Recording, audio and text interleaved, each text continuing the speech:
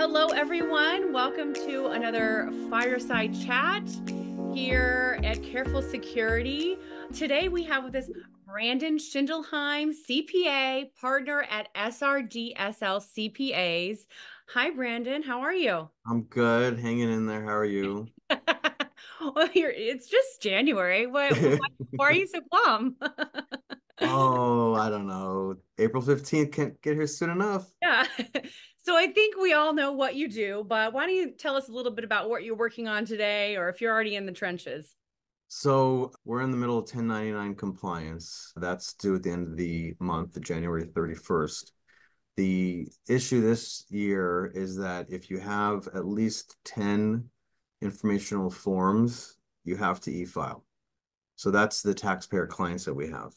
So that's just that is becoming a bit of a little chaotic because there's a new website called IRIS.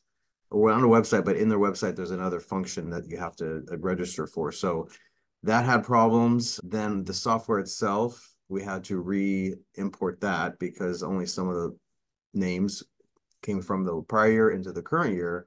And so that was just another hiccup. But we have 20 days left, so we're going to get through it. It didn't start out that great, but it's going to be much better going forward. You could do it. You could do it. Well, let's take you out of the present moment and let's reminisce. What was your first job? Oh boy. 17, I was a usher, concession stand person at the movie theater, General Cinema at the Fallbrook Mall in West Hills. Oh my gosh, I've actually heard of that model. So that's so It's funny. that location was then taken over by Lemley, and now it's another AMC, but it's still there. It's just it changed ownership. So did you get to go home with all the movie posters you wanted? I do have a bunch. Oh gosh, the Santa Claus, the movie Forrest Gump, those were big back then. I'm really dating myself. I just watched the Santa Claus this last Christmas and I cannot believe how old it is. It seems like it just came out. So we're in the same boat. Well, what kind of services can people reach out to you for, Brandon? So we do pretty much all the nuts and bolts of accounting and tax. We also do some business management. Some people in front of the camera, some people behind the camera, some people not in the camera at all. Restaurants, we have one chain that we work on, and then we are a full-fledged CPA firm, so we do some CPA licensed work. So that those are attestation engagements like reviews and compilations. So if you're just a tax preparer or an EA or a bookkeeper, you can't do those types of projects. CPAs are only allowed to do those. And then, of course, some bookkeeping. We have some of that. But large scale bookkeeping, we usually will contract with some outside people in my network. So you're busy. Yes. So there are, I mean, as far as tax returns, we have quite a few. And I do have a couple partners and about 4 or 5 staff. And then there's a seasonal person we add on just because we need the extra hands. So we managed to get that temporarily through April 15th. And this person does the assembling. And we're trying to go more streamlined electronic PDFs, password protected rather than the hard copies of tax returns that typically clients like to have received. But it's just it's not efficient. It wastes a lot of paper. Half the time, clients just throw these out. They don't even look at them. So this way, we can get them out much faster. We're also trying to use e-signatures on our e-file forms. That will also make things way more efficient.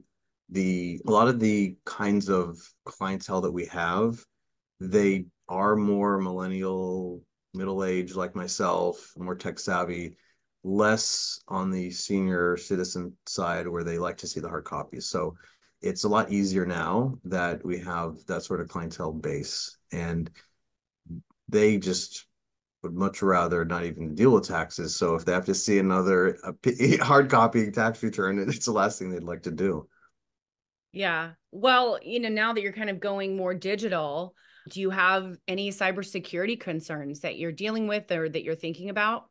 Yeah, so we have some things in place. We have cybersecurity insurance. We have several firewalls. And anytime there's anything transmitted, we always have a password protection on it. Interesting to kind of think about those things. I still keep all my tax forms though. So I don't know if that makes me a good student or not. Just 7 years. You don't need to you don't need to hold on 7 years. Yes, yes, yes. But in the past 7 years, I still have them. Brandon, to close us out, thank you for spending time with us. But can you share one nugget of wisdom that you've learned over your career? I would say it sounds really corny. I enjoy what I do, so enjoy what you do and treat people the way you want to be treated. My practice has grown considerably in the past 10 years, and partly it's those two items, but also you need to be reliable, competent, trustworthy, and articulate.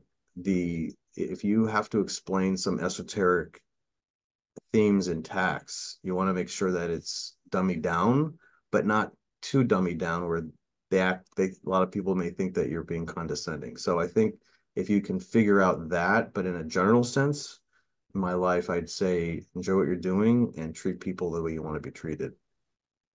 Hey, Brandon, I'll step in now, maybe ask some questions, but Yeah. I really like this concept of dumbing it down, but not enough so that it doesn't appear condescending. It's a similar challenge in cybersecurity as well. So can you give an example of how you do that? Okay, so if I have to explain a computation related to what's called the qualified business income deduction, there's actually an algebra 2 equation.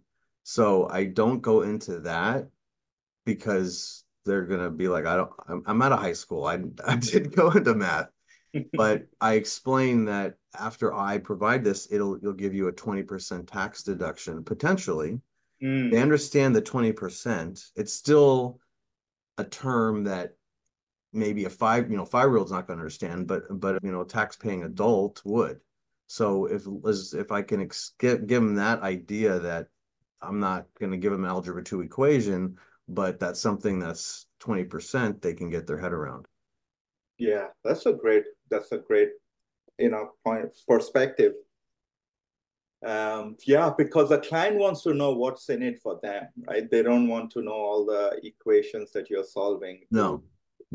Get them what and the irony is, as a CPA, people think you have to be good in math. I was, but that's not really it. You really need to know the law. I happen to also be a licensed attorney, not that I practice, but I keep the license active. And I think that adds even more credence to what I say when I talk to a taxpayer client. And these clients that I've known, they've become friends and family of mine.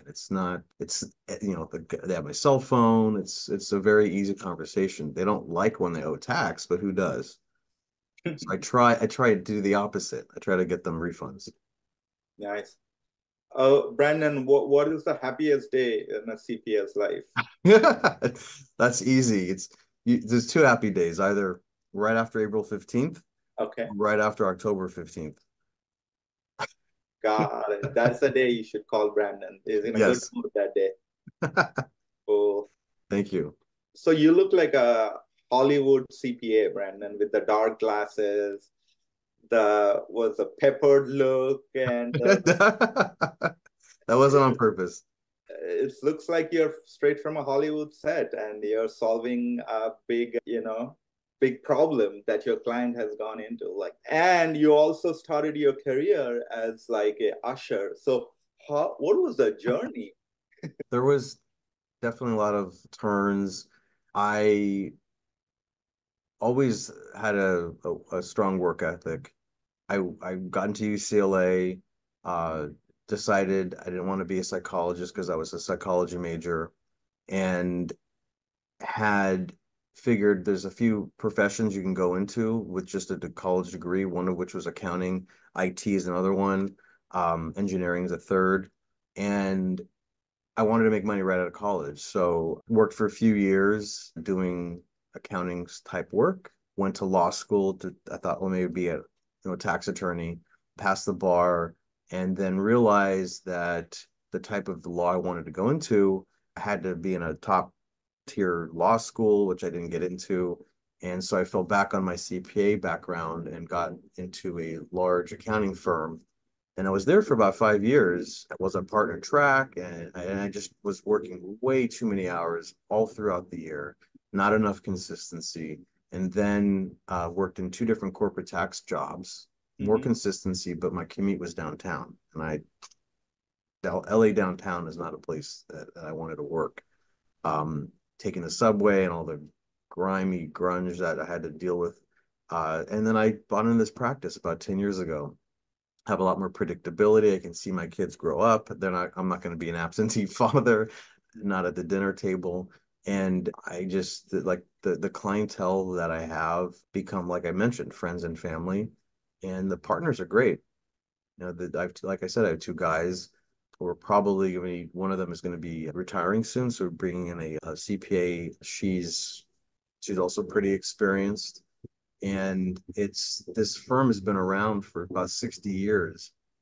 And because of that and the consistency, there's about 3 or 4 generations of family that have been through here. So yeah, even I'm seeing grandkids now that I had been doing their parents, and then the kids and now the grandkids.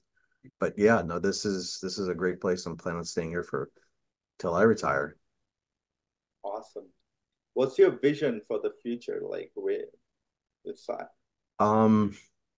I see a tremendous amount of opportunity in this profession.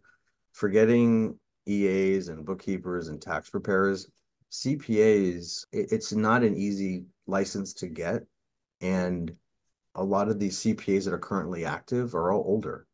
And because of that, there's several articles that are out there. 17% of all American CPAs have exited being a CPA. Either they've died, retired, stroked out, changed professions. That's almost 1 out of 5. And the other statistic I read, in the next 10 years, 70% of all CPAs are going to be exiting the profession. That's a lot of people that are going to need help. So we CPAs have a lot to look forward to, but also be able to decide who we want as our clients. And clients that have a good CPA, they need to treat their CPA as well, because there's not a lot of us. These are the statistics I read. So I see it growing, but we just need the right people in here to support all those extra people that are going to be looking for a CPA if theirs ends up passing away or getting a heart attack. This has happened. I have many clients over the past 5 years. That's what they call me. So my CPA just had a heart attack, had a stroke, fell sick, just retired. And they sometimes they'll drop that, obviously not medical reasons to do that, but they just want to retire, and they don't tell their clients, and their clients are left in the lurch. That I would never do that, but this happens. Oh man. Well, we'll post it on LinkedIn. If people need CPA advice, they can reach out to you. Thank you. What does a CPA have? And any good CPAs out there that are interested in being part of a growing firm that's been around 60 plus years, please contact me. Very good. Right. Yeah. One last, what does a CPA dream of in the night? What was that? What does a CPA dream of in the night? Tax returns, dollars. Is this a joke? Wait, is this? I don't know. Oh, is it debits and credits? A CPA dreams of debits and credits. That's the title of our video. Debits, credits, and Brandon Schindelheim. Thank you for being there. Yeah. Thanks, Sammy. Thanks for all your security information too. Yeah, I appreciate it. Cool, Brandon. Yeah. Thank you, Alyssa. Appreciate your time. All right. Take care of your heart. Thank you. Thank you.